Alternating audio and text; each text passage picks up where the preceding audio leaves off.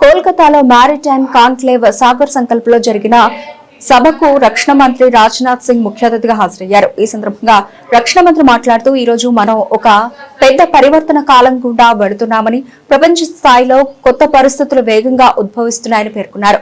ప్రపంచ స్థాయిలో కొత్తది జరుగుతోంది మరియు మార్పు స్థిరంగా ఉంటుందన్నారు. ఈ అనిశ్చితిని మనం అర్థం చేసుకోవాలని, మధ్యప్రాచ్యంలో కొనసాగుతున్న పరిస్థితి దీనికి ఒక మడుతున్న ఉదాహరణ అని రాజ్నాథ్ సింగ్ తెలిపారు. कि डिफेंस सेक्टर में भारत पूरी गति के साथ सेल्फ रिलायंस की ओर अपने कदम बढ़ा चुका है। यदि मैं आंकड़ों की बात करूं तो पिछले फाइनेंशियल ईयर तक हमारा डोमेस्टिक डिफेंस प्रोडक्शन, जैसा कि हमारे सीएमडी ने बताया, हमारा डोमेस्टिक डिफेंस प्रोडक्शन लगभग 1.5 लाख करोड़ रुपए के आंकड़े को पार कर चुका था। साथ ही हमारा डिफेंस एक्सपोर्ट भी 24,000 करोड़ के रिकॉर्ड आंकड़े को पार कर चुका है। और मैं आपको जानकारी देना चाहता हूं कि शायद इसी अप्रैल यानी 2 महीने के अंदर, 2.5 महीने 3 महीने के अंदर यह हमारा डिफेंस एक्सपोर्ट अप्रॉक्सीमेटली 29,000 करोड़ तक का होगा। और यह टारगेट हमने दिया है, टारगेट दिया है कि 2930 समाप्त होते होते हमारा यह डिफेंस एक्सपोर्ट अप्रॉक्सीमेटली 50,000 करोड़ तक पहुंचना चाहिए। हालांकि इन आंकड़ों से हमें ओवरवेल्म्ड नहीं हो जाना है। हमें अभी और भी बहुत आगे की यात्रा करनी है। यहां सारे नंबर्स कुछ मायने नहीं रखेंगे, हमें नंबर्स से भी आगे देखना है। मुझे पूरा विश्वास है कि हम सभी मिलकर उस दिशा में भी आगे बढ़ेंगे। और मुझे पूरा विश्वास है कि आप लोग 50% प्राइवेट पार्टिसिपेशन के लक्ष्य को भी अवश्य पूरा करके दिखाएंगे। और प्रारंभ से ही मैंने यह टारगेट दिया है, 50% प्राइवेटाइजेशन पार्टिसिपेशन के लक्ष्य को भी अवश्य पूरा करके दिखाएंगे। और आप लोगों का इफर्ट मजबूती से दिखता है कि आत्मनिर्भरता हमारे लिए केवल एक स्लोगन नहीं रही, बल्कि एक प्रैक्टिकल रियलिटी के रूप में स्थापित हो रही है। साथियों, आज स्थिति यह है कि हम जिस आत्मनिर्भरता के लक्ष्य के साथ आगे बढ़े थे, उसके सकारात्मक परिणाम हमारे सामने हैं।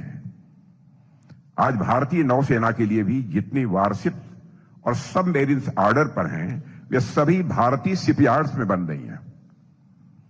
एक समय था जब हम अपने बड़े प्लेटफॉर्म्स के लिए दूसरों की ओर देखते थे, लेकिन आज हम डिजाइन, इंजीनियरिंग, कंस्ट्रक्शन और लाइफ साइकिल सपोर्ट तक की पूरी कैपेबिलिटी अपने भीतर डेवलप कर रहे हैं। यही तो सेल्फ रिलायंस की ट्रू मीनिंग। जब हम कहते हैं कि हम बिल्डर्स नए भी बन चुके हैं, तो यह कोई स्लोगन नहीं है, यह ग्राउंड रियलिटी है। और साथियों, यहां यह भी समझना जरूरी है कि बड़े बड़े प्लेटफॉर्म्स का निर्माण मात्र ही शिपयार्ड्स की उपलब्धि नहीं होते हैं, इसके पीछे पूरा इंडस्ट्रियल स्ट्रक्चर काम करता है। यानी अगर फ्रंट एंड पर वारशिप दिख रही है, तो बैक एंड पर एक इलेबोरेट इंडस्ट्रियल इकोसिस्टम भी एक्टिव होता है। जीआरएसी आज केवल एक बड़े शिपयार्ड की कहानी नहीं है, इसके पीछे एक विशाल एमएसएमई इकोसिस्टम भी खड़ा है। हजारों एमएसएमईज, स्टार्टअप्स और इंडिजिनस वेंडर्स इस सप्लाई चेन के हिस्से हैं। और मुझे बताया गया है कि डिफेंस शिपयार्ड्स को भी सपोर्ट करने के लिए हजारों एमएसएमई जुड़े हुए हैं। इसे आप सभी कांग्लोमरेट इफेक्ट के नाम से भी जानते हैं। कांग्लोमरेट इफेक्ट में एक सिनर्जी आती है, एफिशिएंसी भी बढ़ती है, रिस्क मिटिगेशन भी होता है, एवं इनोवेशन का इकोसिस्टम भी बनता है। इसी सोच के साथ भारत सरकार ने कई टारगेटेड इनिशिएटिव्स और इंस्टीट्यूशनल रिफॉर्म्स को भी आगे बढ़ाया है।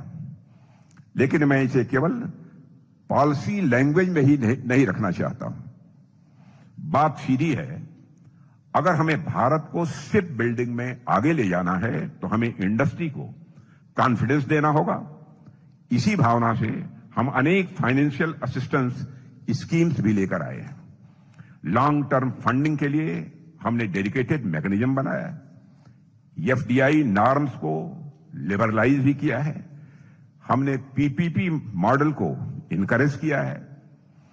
डिफेंस से बिल्डिंग को स्ट्रेटेजिक पार्टनरशिप फ्रेमवर्क में खोला गया है।